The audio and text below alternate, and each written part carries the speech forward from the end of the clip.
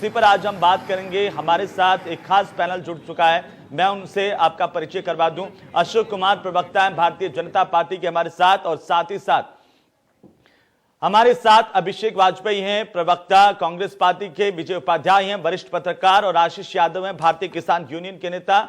आप सभी का बहुत बहुत स्वागत है। और सबसे पहले आशीष जी, शुरुआत आपसे ही, आखिर हल कैसे निकलेगा? क्योंकि किसान अपनी बातों पर अड़े हुए हैं, सरकार अपनी बातों पर अड़ी हुई है, और सरकार ये कह रही है कि ये जो कानून है उसमें कहीं दिक्कत है तो हम संशोधन करने के लिए तैयार हैं। फिर परेशानी क्या है?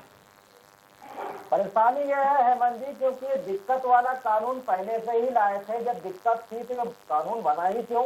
इसीलिए तो हम लोग मांग कर रहे हैं, ये दिक्कत वाला कानून इसको रद्द किया जाए और नए तरीके से किसान नेताओं के साथ में, किसानों के साथ में बैठ करके नया कानून जो किसान हित में वो बनाया जाए। हम कितने दिनों से अपनी बात को लेकर के, कितने महीने से हम धरना करें, उसके बाद आज 14-15 दिन है हम लोग दिल्ली पे भी डटे हुए हैं। और बहुत भारत सरकार, बीजेपी सरकार ये मान नहीं रही है कि हम इसमें संशोधन केवल करेंगे।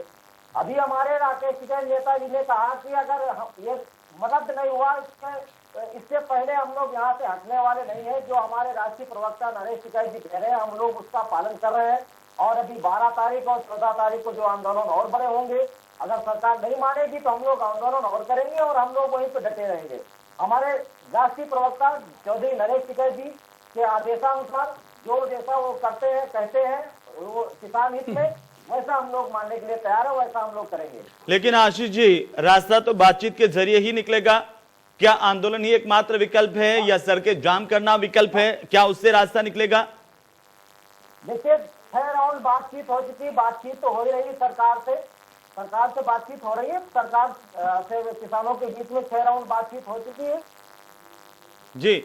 लेकिन इन तीनों कानूनों में आपको समस्याएं क्या है? अगर सरकार करे कि जहां पर समस्याएं हैं वहां पर हम संशोधन करने के लिए तैयार है, जैसा किसान चाहते हैं उस तरह का संशोधन करने के लिए तैयार है, तो फिर किसान क्यों नहीं मान रहे? नहीं, देखिए ऐसा है हेमंत जी, जब सरकार ने अपने तरीके से दी है तो किसानों को भी तो मत होना चाहिए। इसमें किसान का मत होना चाहिए, किसान के अनुसार बनना चाहिए, क्योंकि कृषि कानून किसानों के हित के लिए है।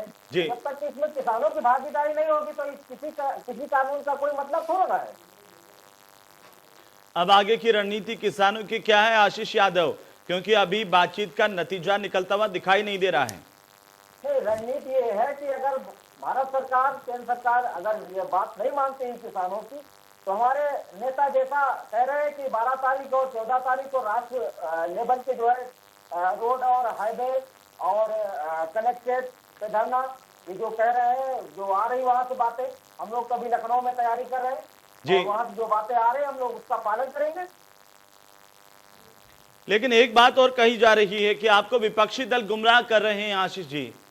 नहीं, ऐसा हेमंत जी, ऐसा बिल्कुल नहीं है, क्योंकि विपक्षी पार्टियों को भी किसानों ने इस कुर्सी पे, इस सत्ता पे बैठाया है, चाहे कांग्रेस हो, चाहे बसपा हो, चाहे सपा हो, चाहे बीजेपी हो।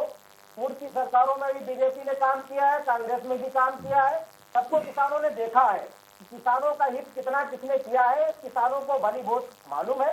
और इसीलिए इस बार जो है बीजेपी को जो है इस सत्ता में लाया गया था कि किसानों के हित में कार्य करेगी, किसानों की आय दोगुनी करेगी, जैसा इन्होंने अपने संकल्प पत्र में कहा था। 2022 में इन्होंने कहा कि 2022 में हम आमदनी दोगुनी कर देंगे। आप ये बताइए, 2022 में जो आज ट्रैक्टर है, क्या 2022 में वो रेट रहेगा? जो आज डीजल है जिस रेट में बिक रहा है, क्या 2022 में वो रेट रहेगा? तो आमदनी दोगुनी कैसे होगी? हमें नहीं विश्वास है भाई, आमदनी कैसे दुगनी होगी? क्योंकि अभी हमारा धान गेहूँ जिस MSP पे बिक रहा है, उससे नीचे 700-800 रुपया, 900 रुपया धान बिक रहा है, गेहूँ बिक रहा है। तो हमारी आमदनी तो वैसे ही आधी हो गई, कर दिए हैं लोग, दो गुनी तो छोड़िए, आधी हो गई है जी। अशोक जी, जवाब दीजिए, आखिरकार ये गतिरोध टूटेगा कैसे? कब तक हमारा अन्नदाता सड़कों पर बैठा रहेगा, आंदोलन करता रहेगा? क्योंकि 15वां दिन और लगातार किसान जो है वो दिल्ली की सीमाओं पर बैठा हुआ है।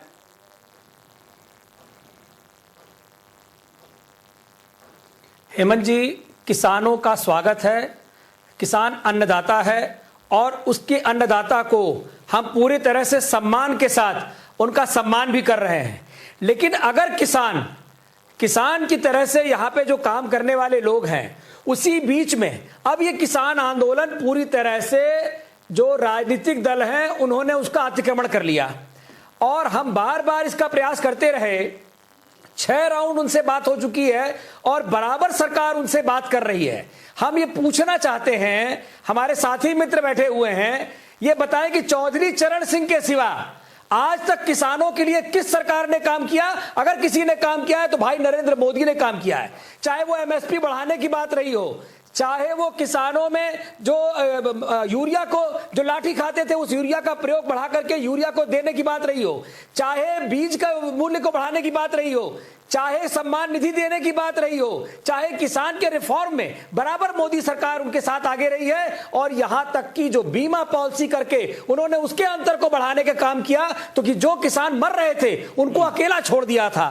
आज ये सरकार पूरी तरह से किसानों के साथ खड़ी है और ये जनता भी समझ रही है कि जो लोग बिल पास कराने में सहयोग में थे, जो लोग संसद से वॉकआउट करते हैं, वो लोग आज सड़क जाम कर रहे हैं। ये मुट्ठी भर लोग सरकार को दबाएंगे नहीं।